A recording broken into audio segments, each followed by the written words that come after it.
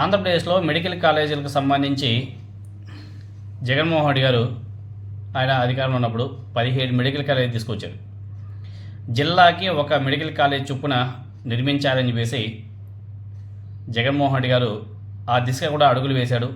దానిలో భాగంగానే ఇప్పుడు ఆంధ్రప్రదేశ్లో జగన్మోహన్ రెడ్డి గారి హయాంలోనే కొన్ని మెడికల్ కాలేజీలు ఆల్రెడీ ప్రారంభించాడు.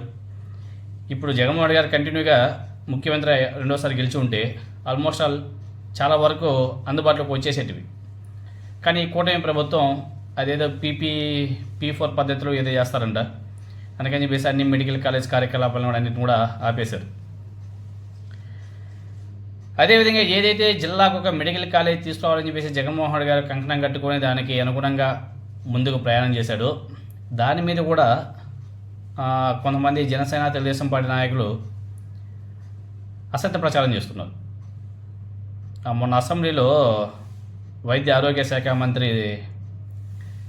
ఆయన సత్యకుమార్ గారు మాట్లాడుతుంటే అంటే పూర్తి వీడియో కాకుండా చిన్న బిట్ని కట్ చేసి సోషల్ మీడియాలో వేసి జగన్మోహన్ రెడ్డి గారు 17 మెడికల్ కాలేజ్ సంబంధించి అసత్య ప్రచారం కూడా మొదలు పెట్టేశారు. వీళ్ళు ఏమంటున్నారంటే వీళ్ళు ఏమంటున్నారంటే జగన్మోహన్ రెడ్డి గారు 17 మెడికల్ కాలేజ్ కట్టాడు అనేసి ప్రచారం చేసుకుంటున్నారు కదా. నిజానికి వాస్తవం కేంద్రం మంజూరు చేసిన 17 వైద్య కళాశాల ఫినాన్షియల్ ప్రోగ్రెస్ 15%, ఫిజికల్ ప్రోగ్రెస్ 25%. పులివెందులలో ప్రజాధనంతో షాపింగ్ మాల్, రాజన్న విగ్రహాలు పెట్టారు కానీ లేడీస్ హాస్టల్ కట్టలేదు. పార్వతీపురం లాంటి గిరిజన ప్రాంతాలకు టెండర్లు కూడా పిలవలేదు.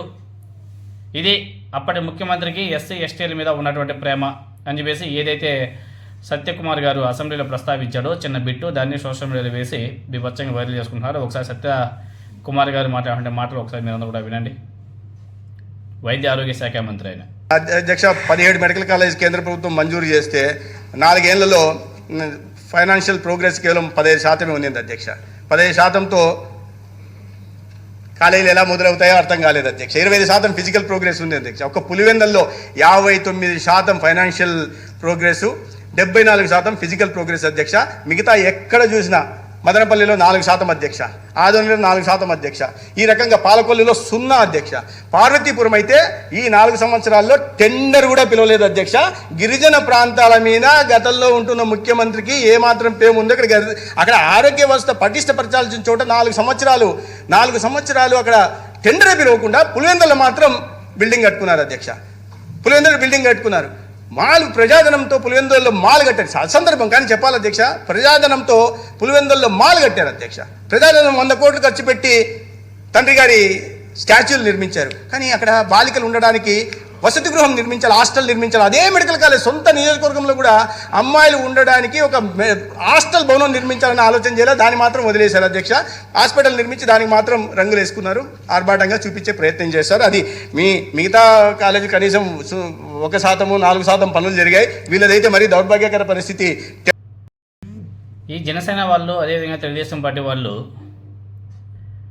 బర్రెల్లాగా గొంతు చించుకొని మరి బూతులు అరవడం, తప్పుడు ప్రచారాన్ని స్ప్రెడ్ చేయడం బాగా అలవాటు అయిపోయింది. వీళ్ళు ఒకటి బాగా గుర్తుపెట్టుకోవాలి. వీళ్ళు చెప్పారు కదా కేంద్రం ఇన్సెంటివ్స్, అసలు జగన్మోహన్ రెడ్డి పూర్తిగా కన్స్ట్రక్షన్ చేయలేదు అని చెప్పేసి మాట్లాడారు కదా. ఇప్పుడు ఎవడైనా సరే ఏది పడితే అది మాట్లాడవచ్చు. నరం లేని నాలుక ఏదైనా మాట్లాడిస్తుందంట. ఇప్పుడు ఏదైనా మాట్లాడేటప్పుడు ప్రూఫ్స్ కావాలా, ఎవిడెన్స్ ఉండాలా.